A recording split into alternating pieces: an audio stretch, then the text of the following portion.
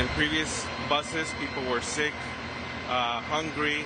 They had been through a lot. There has been a lot of issues on the way here. As you may have heard, one individual or many individuals wanted to get off earlier, and the bus was refusing to. So that it happens, right? I mean, you just can't get off the bus when you're driving from the border in New York, and Texas rather, to New York. That's the head of immigrant affairs here in Manhattan, accusing Texas of forcing migrants onto buses and making them stay until they reach the city. Our cameras yet again were there when another bus arrived in Manhattan a bit earlier today.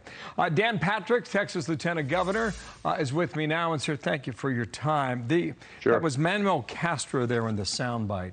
Calls it a political ploy. That comment that one individual, or many individuals, he said, wanted to get off earlier, but the bus driver refused to do so. Were they running a taxi service?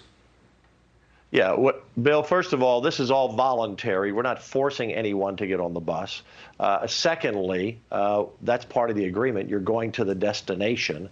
And this is not political, Bill. If it's political, it's from the mayor who said he's going to send door knockers to Texas for the November election to help Democrats. That's the person who's made it political. And by the way, Mayor, don't threaten Texas. And also, he may spike the Republican turnout so much with that rhetoric that he's sending New Yorkers to Texas that the Republicans might send him an award after we blow them out in November. But that's the politics of it. They've turned into politics. This is a disaster. Yeah, I gotcha. Sorry about the interruption. I just want to get to two very just simple points here.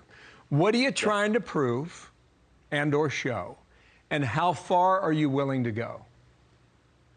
Well, first of all, every mayor of a big blue city, which are most of the top 25 in the country, should be on notice. Look out your window. You might see a bus coming to you one day in the future. And the buses are going to keep coming. Bill, look, no one, as you've reported earlier today, and Bill Malugin has reported, no one else is talking about this except Fox.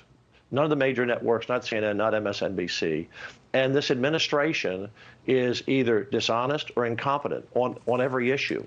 And I would say it's a combination of both, because they know what's happening. You know, the mayor complains that we've sent a few busloads to New York. Think about this, what Bill Malugin said earlier, Bill. We've had now 400,000 people in the Del Rio sector in the last year. The population of that town is 36,000.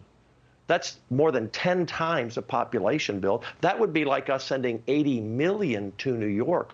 We're desperate, Bill. We've got to make this a story, and no one else is covering it but you. And so if we can put pressure on all these Democrat mayors around the country, maybe they'll pick up the phone and call Joe Biden and say, the border's not secure. I mean, New York's a sanctuary city, supposedly. I mean, I passed a bill to ban all sanctuary cities in Texas, but they're a sanctuary city, but they don't want to take anybody in. Where did they think people were coming from? Nebraska? Yeah. Of course they'd be coming from Mexico over our border. Yeah. We have to send them. Have you heard of any of these big city mayors or even governors contacting the White House since this started, yes or no? You know, I wouldn't be aware of a conversation between two incompetent Democrats, so I'm not aware of that, Bill. Okay. Last question. What Bill Malugin was reporting today is that he's seeing far more adult individuals than he has in the past. Yes. He's been down there for a year and a half. A lot of times he'll report on family units. What would it suggest if these are adult males primarily? This suggests that this is all part of the plan. Again, you either have to be incompetent or dishonest. I mean, the vice president can't speak without giggling like a little girl. She can't say a sentence without giggling. And the president can't speak a sentence, period. They said they wanted to get to the root cause. Bill reported that they haven't talked to anyone in Central America or several countries, so that's a lie. This is all about bringing people to this country to take over the country, Bill. It's very simple. I mean, we're now on pace in his first term to be over 8 million people here illegally, not counting the gotaways, just the ones we apprehend. That's the entire population of New York City coming to America. We will be at 15% or more population in the next 5 to 10 years in this country of people who are here illegally. And these people in this line that your viewers have looked at this morning, do you want them to have the right to vote? Who are they going to vote for? This is a plan for the Democrats to take over this country totally once and for all. When you add, you know, if he had 2 terms, or the Democrats have 2 terms, if you add 10 to 12 to 15 million people and you get them citizenship over this time and they get to vote, that swings every election. And by the way, why didn't New York complain? Why didn't he wasn't the mayor then, but why didn't anyone in New York complain when Air Biden sent 2,000 underage children to New York and dropped them off in the middle of the night at an airport? They didn't say a word then. Nobody would have known about that if the New York Post or Fox News wasn't there at that point either. Dan Patrick, right. thank you. There was a story over the weekend about Arizona using state money to continue building the wall in its southern border. That's in Arizona. We're doing it. Okay. All right. We're doing it here. That's what we're doing. I'm out of time, but thank you for yours today. Dan Thanks, Patrick, Bill. thanks. Dana.